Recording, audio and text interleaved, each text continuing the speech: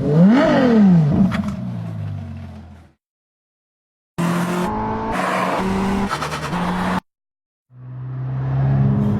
what have we got today then, Paul? A quick blast to the country in this latest Type R?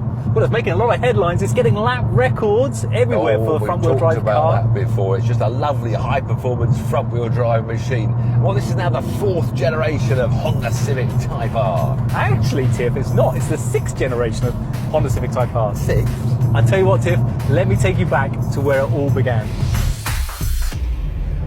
Paul, this is not a Honda Civic Type R.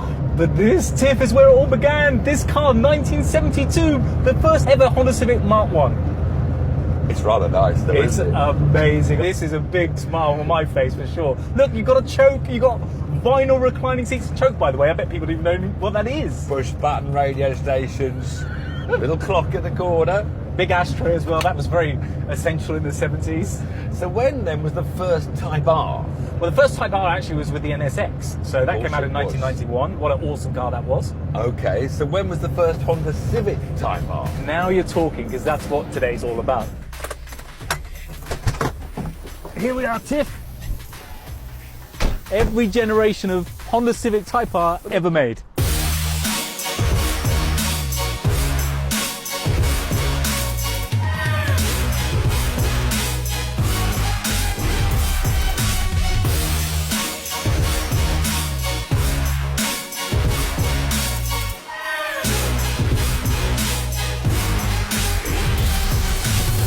So, this is where the Civic and Type R badges meet for the first time. It's pretty tasty, isn't it? The cars are Great immaculate. seats, holds me Beautiful. perfectly. Driving position's good, even though I can't pull the steering wheel out. It only goes up and down.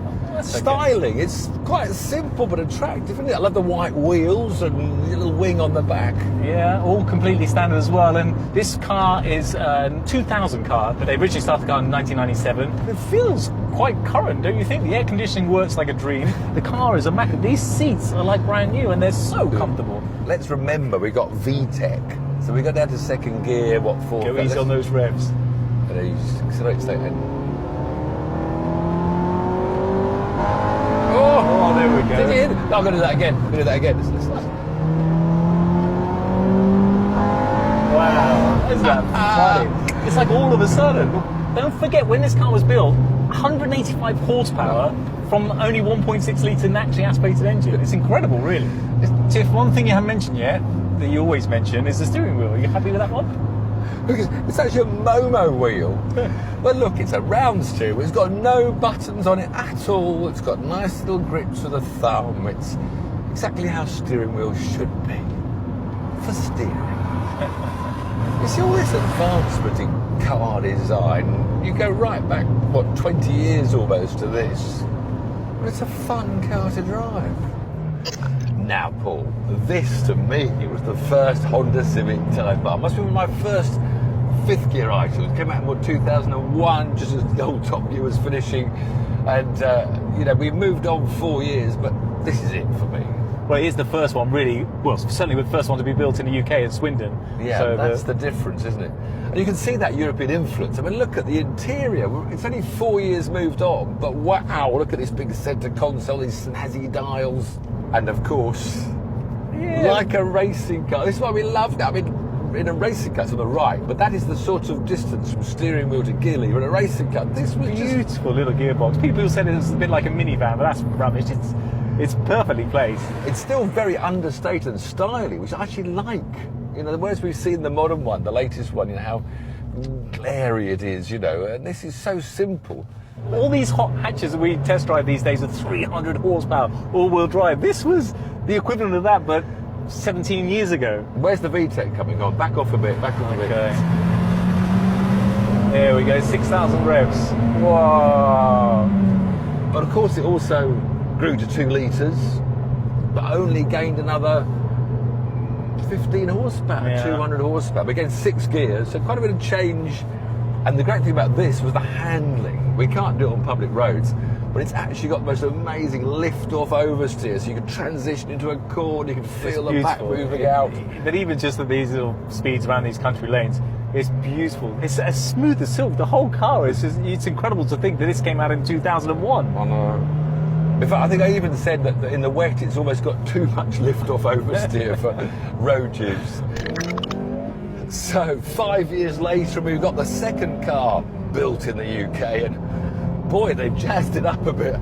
That's completely different, isn't it? This is called the FN2, in case you're not aware. And you know what? This car has gained a massive 1 extra horsepower over the previous model. It's gained 1 horsepower only, but it's also gained 80 kilograms there or thereabouts in weight. The gear lever's dropped down, which I don't like as much, obviously that little funky wheel, but it does look a lot more stylish. I mean, the wing, the sloping rear tailgate. Somebody said these door handles are like a Smeg fridge. Also, a start button for the first time. I don't know what manufacturer the first to put a start button. What was wrong with just turning a key? I've no idea. But no, we've got a start button. And the steering wheel, a little bit more going on the steering wheel. Yeah, we've now got buttons on the steering wheel. A button for start. And I've got channels and volumes, and here we all go. No nice little Momo word anymore now. We've got a. I mean, it's a nice round wheel, but the trouble is you knock these things, I find, with the bottom of your thumb. You're obsessed with round steering wheels. You're obsessed with them. Well, they're nice. But this was a much maligned car, and just sitting here on the roads like this, I rather like it. I think, I don't know, I mean, okay, it only had 1 more horsepower, but 201 is better than 185. And I think one of the main reasons it was attacked by journalists is they got rid of the independent rear suspension, didn't they? So exactly. That feisty handling went. So it's a softer car. It's got a beam rear axle. It's not quite got that lift-off oversteer that we all loved on telly and the car journos. Yeah, but surely the Type R is... That's why people didn't like it as much, because surely the Type R is supposed to be about that. It's not supposed to be a nice, comfortable cruiser. I mean, okay, handling-wise, it's a bit softer, but styling-wise, it's certainly moved the generations that leapt forwards. What are we in now?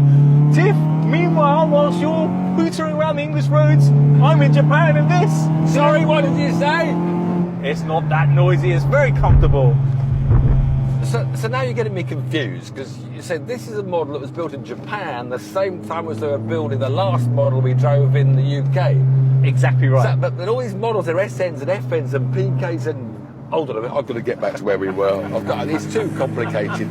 We went out in the UK-built FN2. Correct.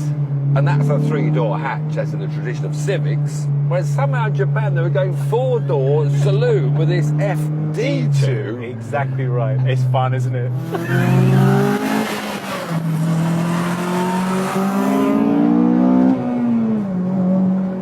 You've still got the VTEC. Whatever the model, whatever the year, you can't get away from the joys of VTEC. So it's hard to compare this with anything else, really, because obviously it's very souped up. So the engine's standard, is it? You've just got a big exhaust on, a big gear lever on. They've made a little bit of adjustments to the engine to get a bit more air in, and they've just made the ride a bit more comfortable for the UK roads. But, oh, I love it. This is how you envisage a Japanese car, isn't it? And of course, you've got a big wing on the back. Can you feel the downforce? We're cornering now. You feel the grip being pushed in by the down. No. No, is the answer. I mean, this is right up your street, this car. I can see you trading in your BMW for this. What do you think? Couldn't live more than 50 miles. 50? I'm surprised you got 50 miles in you, to be honest. Nice downshift, A little blip there, you see. That's what you can be able to heel and toe. Same idea, you see. Yeah, exactly. What do you think? You going to buy one? No.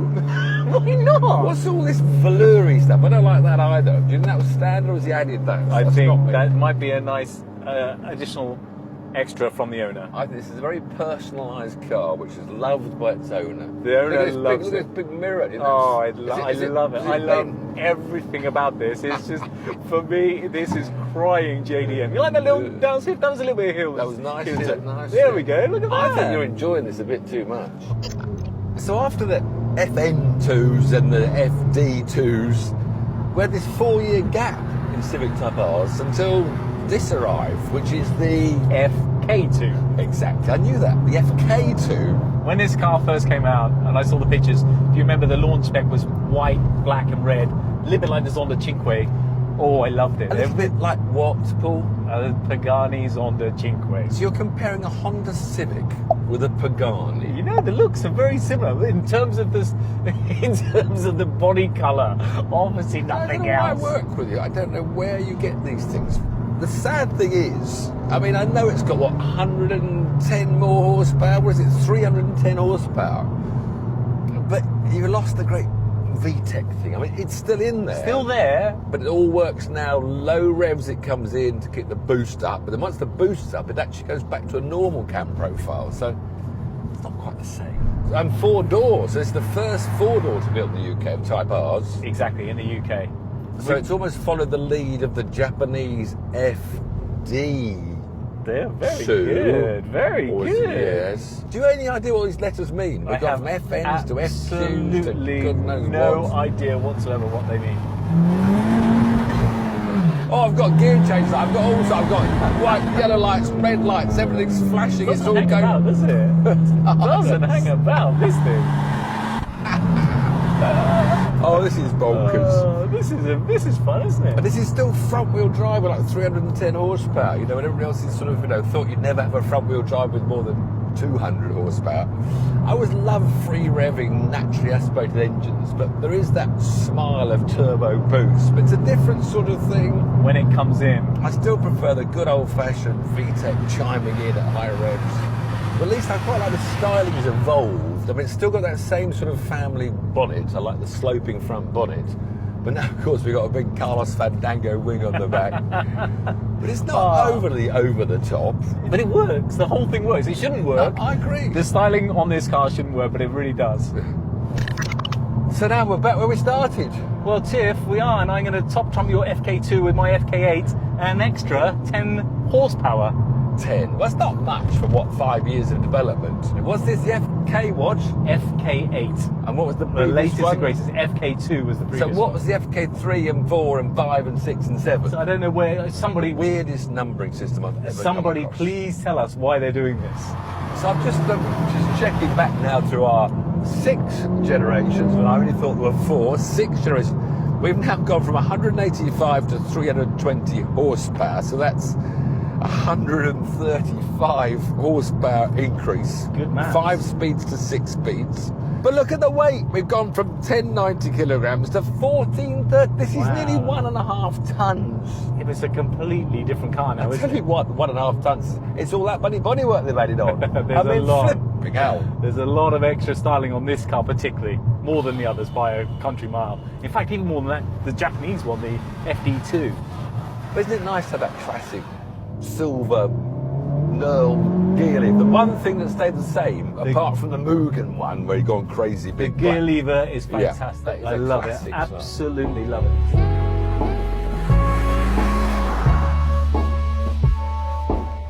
Well, thank you, Paul, for that guided tour of the history of Civic Type R's. 6 generations, not 4 as I thought. Look at them all ahead of us now, all the Type R's. But tell you what, the Mark 1 looks gorgeous, Brilliant. doesn't it? Absolutely brilliant. So it's amazing how far they've come since this little gem. It's incredible. All those, 1975 to 2018. But I couldn't go home on this. I mean, it's just, they've just gone too crazy. I mean, look at this rear end. I mean, what is that all about? It's a great big, It is a bit busy around there, isn't it? all these lines. I reckon the designer had too much sake when they had a go at this. And the front. They've lost the classic Civic line. It's got this extra line across the middle, and look, there's about 8 different lines there. Yeah, but you say that it's lost, other people will say it's innovation. So you're not going to take this home? No. Which one are you going to take home? It's actually not that hard a choice. Really? The original, to me, the first Evolution. I know there's a Japanese car, I now know because you've told me. That's the one, I have to drive that. The EP3. Oh, it was so much fun. It brought that little gear lever, light at the rear end, joy. I'm taking that home. And you? That's a good choice. For me, I love where it all started. I think that's such a beautiful car, and it's immaculate as well, which is nice to see. I know why you chose that, because that was really good fun. These 2 cars, they've certainly got their place, not for me. I love the innovation with this, how fast it is and how It's huge. it is breaking records. But you know what? I would take the FK2. Fair I enough, really the would. I first think turbo. when it first came out, I just love the looks of it. It's what a hot hatch That's should be settled about.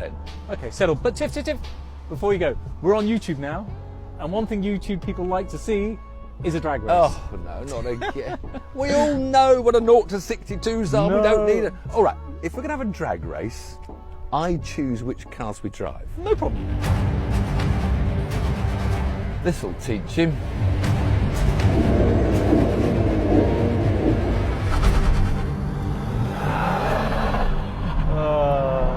Oh, Tiff.